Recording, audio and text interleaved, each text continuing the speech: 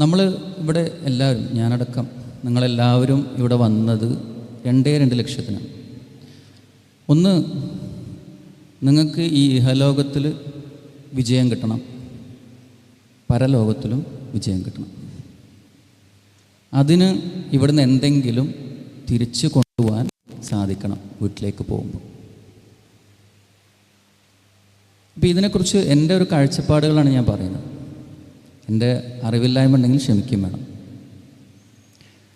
ഇതിൽ നമുക്ക് പറ്റുന്ന, എൻ്റെ അഭിപ്രായത്തിൽ നമുക്ക് പറ്റുന്ന ഏറ്റവും വലിയ പ്രശ്നം ഈ 2 കാര്യത്തിലും നമ്മളുടെ ആഗ്രഹം വളരെ ചെറുതാണ്. നമ്മളുടെ ആവശ്യങ്ങൾ വളരെ ചുരുങ്ങിയതാണ്. അത് നമ്മൾ മാറ്റണം. നമ്മളുടെ ആഗ്രഹങ്ങളെ വളരെ വലുതാക്കി വെക്കണം. നമ്മൾ മലയോളം ആഗ്രഹിച്ചാൽ തന്നെ കുന്നോളം കിട്ടുള്ളൂ. 100ക്ക് 100 പ്രതീക്ഷിച്ചാലേ 95 കിട്ടുള്ളൂ. അപ്പോൾ നിങ്ങളിപ്പോൾ ഒരു പ്രൊഫഷണൽ ഡോക്ടറാണെങ്കിൽ എനിക്ക് കുറച്ച് പേഷ്യൻസൊക്കെ ഉള്ളൊരു ഡോക്ടറാവണം എന്നല്ല വിചാരിക്കേണ്ടത്. ഞാൻ കേരളത്തിലെ നമ്പർ 1 ഡോക്ടറായിരിക്കണം, അല്ലെങ്കിൽ ഇന്ത്യയിലത്തെ നമ്പർ 1 ഡോക്ടറായിരിക്കണം, അല്ലെങ്കിൽ ഈ സ്പെഷ്യാലിറ്റിയിൽ എനിക്ക് അത്രയ്ക്ക് അറിവുണ്ടായിരിക്കണം, അല്ലെങ്കിൽ ഒരു എൻജിനീയർ ആണെങ്കിൽ ആ ടോപ്പ് എൻഡ് ആയിരിക്കണം നമ്മൾ നോക്കേണ്ടത്, ഏറ്റവും ടോപ്പ്. അത് ഓരോ വിഷയത്തിലും ഓരോ സ്പെഷ്യാലിറ്റിയിലുള്ള ആളുകളും ഓരോ ഇതിലുള്ള ആളുകളും അവരുടെ ഏറ്റവും ഉയരത്തിലേക്ക് നമ്മൾ എത്തണം. എന്തുകൊണ്ടാണ്? അല്ലാഹ് പറഞ്ഞത് നമ്മളാണ് ഖൈറു ഉമ്മത്ത്. നമുക്ക് പറ്റിയില്ല പിന്നെ ആർക്കാ പറ്റുക? നമുക്ക് പറ്റണമെങ്കിൽ ആദ്യത്തെ ഫസ്റ്റ് സ്റ്റെപ്പ് എന്ത് വേണം? നമുക്കത് കിട്ടണം എന്നുള്ളൊരു ആഗ്രഹം വേണ്ടേ? ഇപ്പം ഞാനിപ്പോൾ ജസ്റ്റ് ഉംറ കഴിഞ്ഞ് വരികയാണ്, ഹജ്ജ് കഴിഞ്ഞ് വരികയാണ്. അപ്പോൾ അറഫയിൽ നിന്ന് ദ്വാരക്കുമ്പോൾ എനിക്ക് തോന്നുന്നത് എന്താ വെച്ചാൽ, ഒരു എക്സാമ്പിൾ പറഞ്ഞു. ഒരാൾ നമ്മളടുത്ത് വരികയാണ്. അയാൾ വരുന്നുണ്ട്, നമുക്കറിയാം. അയാൾ ഒരു പൈസക്കാണ് വരുന്നത്, വീടിൻ്റെ ഒരു ആവശ്യത്തിന്. അപ്പോൾ നമ്മൾ വിചാരിക്കുക ഒരു 1000 ഉറുപ്പ്യ അയാൾക്ക് കൊടുത്തേക്കാം എന്ന് വിചാരിച്ചിരിക്കുക. അപ്പോൾ അയാൾ വന്നിട്ട് പറഞ്ഞത് വീടിൻ്റെ ഒരു ആവശ്യമുണ്ട്, ഒരു 10 ഉറുപ്പ്യ തരുമോ എന്ന് ചോദിച്ചാലുള്ള അവസ്ഥ എന്താ? ഇതാണ് നമ്മളൊക്കെ അവസ്ഥ. അപ്പോൾ അല്ലാഹു സുബ്ഹാനഹു വ തആല ഇഹലോകത്തും പരലോകത്തും നമുക്ക് തരാൻ ഈ പറഞ്ഞ 1000 ഉറുപ്പ്യയും 2000 ഉറുപ്പ്യയും റെഡിയാക്കിയിട്ടുണ്ട്. അത് ചോദിക്കാനുള്ള വിശാലമായ മനസ്സ് നമുക്ക് വേണം. അപ്പം ഇങ്ങനൊരു സാധനം നമുക്ക് വേണമെങ്കിൽ, ഇഹത്തിലും പരത്തിലും കിട്ടണമെങ്കിൽ നമുക്ക് 3 പ്രധാന കാര്യങ്ങൾ വേണം. ഒന്ന്, നമ്മുടെ നല്ല പ്രാർത്ഥന വേണം. 2, നമുക്ക് നല്ല പ്ലാനിങ് വേണം. 3, അതിനനുസരിച്ചുള്ള പ്രവർത്തനം വേണം. ഇപ്പം ഇതിൽ പ്രാർത്ഥനയെ കുറിച്ച് നിങ്ങൾ പറയുമ്പോൾ നമുക്ക് സത്യം പറഞ്ഞാൽ ചില കാര്യങ്ങൾ പ്രാർത്ഥിക്കാൻ ധൈര്യം ഉണ്ടാവില്ല. കാരണം നമുക്കൊരു തോന്നൽ, അത് കിട്ടൂല, അതിന് വെറുതെ ചോദിച്ചിട്ട് കാര്യമില്ല എന്ന് നമുക്ക് തന്നെ ഉള്ളിലൊരു തോന്നലാണ്. ഫോർ എക്സാമ്പിൾ, ഞാൻ നേരത്തെ പറഞ്ഞ പോലെ ഈ കേരളത്തിലെ ഏറ്റവും വലിയ ഡോക്ടറാവണമെന്ന് പ്രാർത്ഥിക്കാൻ എത്ര ഡോക്ടർമാർക്ക് ധൈര്യം ഉണ്ടാവും? കുറവായിരിക്കും, പ്രാർത്ഥിക്കില്ല. കുഴപ്പമില്ലാത്തൊരു ഡോക്ടറാവണമെന്ന് പ്രാർത്ഥിക്കും, കാരണം അവർക്ക് ഉറപ്പില്ല, യക്കീനില്ല. പ്രാർത്ഥനയുടെ ഒരു പ്രത്യേകത നിങ്ങൾക്കറിയാം. ഖുർആനിൽ പല സ്ഥലത്ത് അല്ലാഹ് പറഞ്ഞിട്ടുണ്ട് പ്രാർത്ഥനകളുടെ ഉത്തരം. അല്ലാഹ് സുബ്ഹാനഹു വ തആല ഈ ലോകം ഉണ്ടാക്കിയപ്പോൾ ഒരുപാട് നിയമങ്ങൾ വെച്ചിട്ടുണ്ട്. യുക്തി സഹജമായിട്ടാണ് ഉണ്ടാക്കിയത്. ഗ്രാവിറ്റിയുടെ നിയമമുണ്ട്, ഇലക്ട്രോ മാഗ്നറ്റിക് തിയറിയുടെ നിയമങ്ങളുണ്ട്, അതേപോലെ ഹീറ്റിൻ്റെ തെർമോഡൈനാമിക്കിൻ്റെ നിയമങ്ങളുണ്ട്. ചൂടുള്ള സാധനം എല്ലാ കാലത്തും ചൂടാണ്, തണുപ്പുള്ള സാധനം എല്ലാ കാലത്തും തണുപ്പാണ്. ഒരു സാധനം മേലെ നിന്നിട്ട് താഴത്തേക്കേ വരൂ. ഇത് അല്ലാഹ് ഉണ്ടാക്കി വെച്ചാണ്, നമ്മളൊക്കെ ഉണ്ടാകുന്നതിന് വർഷങ്ങൾക്ക് മുമ്പ്. പക്ഷേ ഈ നിയമങ്ങൾ അല്ലാഹ് മാറ്റിയിട്ടുണ്ട്. എപ്പോൾ? പ്രാർത്ഥനയുടെ ഫലമായിട്ട്. നിങ്ങളുടെ പ്രാർത്ഥന ഇല്ലെങ്കിൽ എൻ്റെ രക്ഷിതാവ് എന്ത് വില നൽകാനാണെന്നാണ് അല്ലാഹ് നബി സല്ലല്ലാഹു അലൈഹി വസല്ലമയോട് ചോദിക്കാൻ പറഞ്ഞത്. ഇബ്രാഹിം നബിനെ തീയിലിട്ടപ്പോൾ തീയിൻ്റെ സ്വഭാവം മാറ്റി അല്ലാഹ്, ചൂടുള്ളതിനെ തണുപ്പാക്കി മാറ്റി. സക്കരിയ നബി മറിയം ബീവിനെ വന്ന് കണ്ടപ്പോൾ ചോദിച്ചു, നിനക്ക് എവിടുന്ന് ഇത്രയും നല്ല ഫ്രൂട്ട്സ് കിട്ടുന്നത്? എനിക്ക് അല്ലാഹ് കൊണ്ടെത്തന്നാണ്, ഞാൻ പ്രാർത്ഥിച്ചിട്ട് കിട്ടിയതാണെന്ന് പറഞ്ഞപ്പോൾ എന്തായി? ധൈര്യം വന്ന്. എന്തിന്? ഒരു കുട്ടിനെ ചോദിക്കാനുള്ള ധൈര്യം വന്ന്.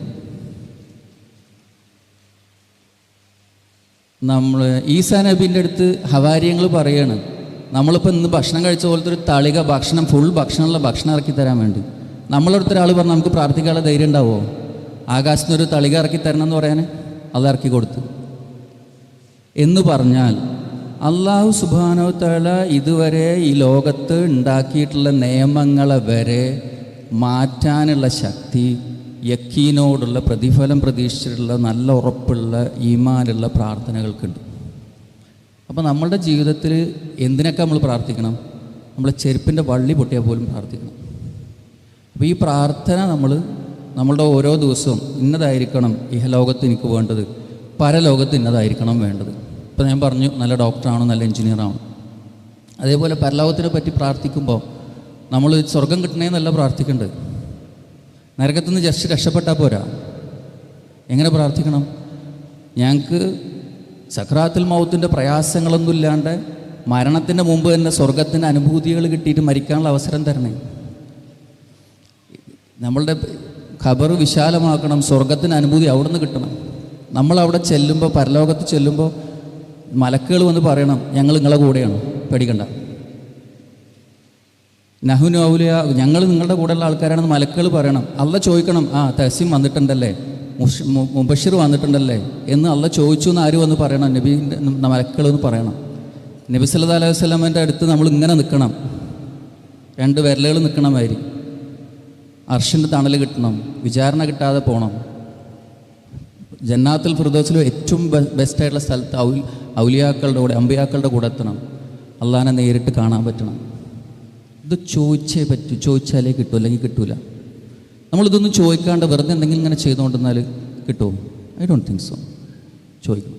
അത് ചോദിക്കുമ്പോൾ എന്ന് വെച്ചാൽ ഓട്ടോമാറ്റിക്കലി നമുക്ക് അതിനനുസരിച്ച് പ്രവർത്തിക്കാനുള്ള ഒരു എനർജി വരും. അതാണ് ഫസ്റ്റ്, നല്ല പ്രാർത്ഥന. രണ്ടാമത്തെ പ്ലാനിങ്. അപ്പോൾ നമ്മളിങ്ങനെ നന്നായി ചോദിക്കുന്നു, എന്നിട്ട് ഒരു വസ്തുവും വായിക്കാത്തൊരു ഡോക്ടറാണെങ്കിൽ കേരളത്തിലെ ഏറ്റവും വലിയ ഡോക്ടറാവാൻ പറ്റുമോ? പറ്റൂല. എല്ലാ കോൺഫറൻസിനും പോകണം, എല്ലാ ബുക്കും വായിക്കണം, രാത്രി ഉറക്കം കഴിഞ്ഞ് വായിക്കണം, പ്രാക്ടീസ് കഴിഞ്ഞ് രാത്രി ഉറക്കം കഴിഞ്ഞ് വായിച്ച് പിറ്റേ ദിവസം അതൊന്ന് ശ്രമിച്ചു നോക്കണം. എന്നാലേ നല്ല ഡോക്ടറാവാൻ പറ്റുള്ളൂ. ആ പ്രവർത്തനം വേണം, അതിനുള്ള പ്ലാനിങ് വേണം. അപ്പോൾ നമ്മൾ രാവിലെ പ്ലാൻ ചെയ്യുമ്പോൾ ഇന്ന കോൺഫറൻസിന് ഞാൻ പോകും, ഇന്ന പ്രൊസീജിയർ ഇന്ന സമയത്ത് സ്റ്റാർട്ട് ചെയ്യും, ഇന്ന കാര്യങ്ങൾ ഞാൻ പുതിയതായിട്ട് പഠിക്കാൻ ഉദ്ദേശിക്കുന്നുണ്ട്, അടുത്ത മാസം ചെയ്യാനുള്ള പ്രൊസീജിയേഴ്സ് ഇതൊക്കെയാണ്, അടുത്ത വർഷം ഇതാണൊക്കെയാണ് ചെയ്യാൻ ഉദ്ദേശിക്കുന്നത്, വിത്തിൻ 10 years ഇങ്ങനെയൊക്കെ കാര്യങ്ങൾ ചെയ്യാൻ പോകണം, 10 വർഷം കഴിഞ്ഞാൽ എൻ്റെ ലക്ഷ്യം ഇന്നതായിരിക്കണം എന്നുള്ളതിനെക്കുറിച്ച് വ്യക്തമായൊരു പ്ലാനിങ് വേണം. ഇഹലോകത്തും വേണം, പരലോകത്തിനും പ്ലാനിങ് വേണം. അപ്പോൾ നമ്മളോട് എന്താ പറഞ്ഞല്ല, നമസ്കാരത്തിനെ കുറിച്ച് പറഞ്ഞപ്പോഴൊക്കെ സക്കാത്തിനെ കുറിച്ചും സദക്കിനെ കുറിച്ചും പറഞ്ഞു. നമ്മളോട് പൈസ ഇൻവെസ്റ്റ് ചെയ്യുന്ന സമയത്ത് നമ്മൾ എല്ലായിടത്തും പോയി കണ്ട് പൈസ ഇടൂല. ലാഭം എവിടെ കൂടുതൽ നോക്കും. ആ ബിസിനസ് കുറച്ച് ലാഭം കൂടുതലാണ്, അതിൽ കുറച്ച് പൈസ കൂട്ടിയിടാം. ഇതിൽ കുറച്ച് ബിസിനസ്സിൽ പൈസ കുറവാണ്, അത് വേണ്ട, അത്ര അധികം ഇടണ്ട, കുറച്ചിട്ടാൽ മതി, പേരിനിട്ടാൽ മതി. ഇതേപോലെ നമ്മൾ പരലോകത്തിനെ കുറിച്ചൊന്ന് ചിന്തിച്ച് നോക്കി. യത്തീമക്കൾക്ക് കുറച്ച് പൈസ കൊടുക്കണം, കുർബ നമ്മളെ മറ്റേ കുടുംബത്തിലുള്ള പാവപ്പെട്ടവർക്ക് കുറച്ച് കൊടുക്കണം, അത് ഇത്ര കൊടുത്തു. യത്തീമക്കൾക്ക് ഇത്ര കൊടുത്തു. യത്തീമക്കൾക്ക് കൊടുത്താൽ നബി സല്ലല്ലാഹു അലൈഹി വസല്ലം കൂടെ അങ്ങനെ നിൽക്കുക. അതേപോലെ പാവങ്ങൾക്ക് ഇത്ര കൊടുത്തതുകൊണ്ട് ഇതിങ്ങനെ ചെയ്യാൻ പറ്റും. അതുപോലെ മിസ്കീനുകൾക്ക് കൊടുത്തത് ഇങ്ങനെ. അതുപോലെ ഭക്ഷണത്തിന് ഇത്ര, ഇതിനിത്ര ഓരോ മാസം ഇത്ര പൈസയാണ് ഞാൻ കൊടുക്കേണ്ടത് എന്ന് കണക്കാക്കിയിട്ട് ഇൻവെസ്റ്റ്മെൻറ്റ് എടുക്കുമോ? അതോ നമ്മൾ ഒരു കൊല്ലം കഴിയുമ്പോൾ റമളാൻ മാസത്തിന് എന്നെ കൊണ്ടുപോയിട്ട് ഒക്കെ കൂടി കാൽക്കുലേറ്റ് എവിടെക്കെല്ലാം കൊണ്ടുകൊണ്ട് കൊടുക്കും? എങ്ങനെ കൊടുക്കും? ഇങ്ങനെ കൊടുക്കും, പ്ലാൻ ചെയ്ത് കൊടുക്കും. നമ്മളുടെ ഈ പൈസ നമ്മൾ ചിലവാക്കുമ്പോൾ ആ പൈസനെ നമുക്കിപ്പോൾ ഉണ്ടാവില്ലേ, നമ്മളൊരു 5000 ഉറുപ്പ്യ കൊടുത്തിട്ട് ഒരു റിസോർട്ടിൽ നിന്നു, അത് സൗകര്യം കുറഞ്ഞ റിസോർട്ടാണ്. 5000 രൂപക്ക് കുറച്ചുകൂടി നല്ല റിസോർട്ടിൽ നിൽക്കാൻ പറ്റിയ സൗകര്യം ഹാപ്പി ആവില്ലേ? ഹാപ്പി ആവോ? ആവും. അതേപോലെ 5000 രൂപ നമ്മൾ കുറച്ച് ചിലവാക്കിയിട്ട് നമുക്ക് കുറച്ച് ഇബാദത്ത് കൂടുതലെടുക്കാൻ പറ്റുന്ന ഒരു സ്ഥലം, ഇപ്പോൾ നമ്മളൊരു ഉംറക്ക് പോകുന്നു, അല്ലെങ്കിൽ ഹജ്ജിന് പോകുന്നു, അല്ലെങ്കിൽ എക്സ്ട്രാ നമ്മൾ എന്തെങ്കിലും കാര്യങ്ങൾ ചെയ്യുന്നു, അല്ലെങ്കിൽ സദക്കത്തുൽ ജാരിയ കുറച്ച് ചെയ്തു വെച്ചിട്ടുണ്ട്, ഇതിങ്ങനെ ചെയ്തു വെച്ചിട്ടുണ്ട്, ഇതിങ്ങനെ ചെയ്യുന്നു. ഒരു വെൽ പ്ലാൻഡായിട്ട് നമുക്കതിൽ നമ്മുടെ പൈസ സ്പെൻഡ് ചെയ്യാൻ പറ്റും. ഒരു ഭാഗം മാത്രമേ ഞാൻ പറഞ്ഞുള്ളൂ, പ്ലാനിങ് ഈസ് എ മസ്റ്റ്. മൂന്നാമത്തെ അതിനുള്ള പ്രവർത്തനം പക്കായിട്ട് അതിലേക്ക് വർക്ക് ചെയ്തുകൊണ്ടിരിക്കുക.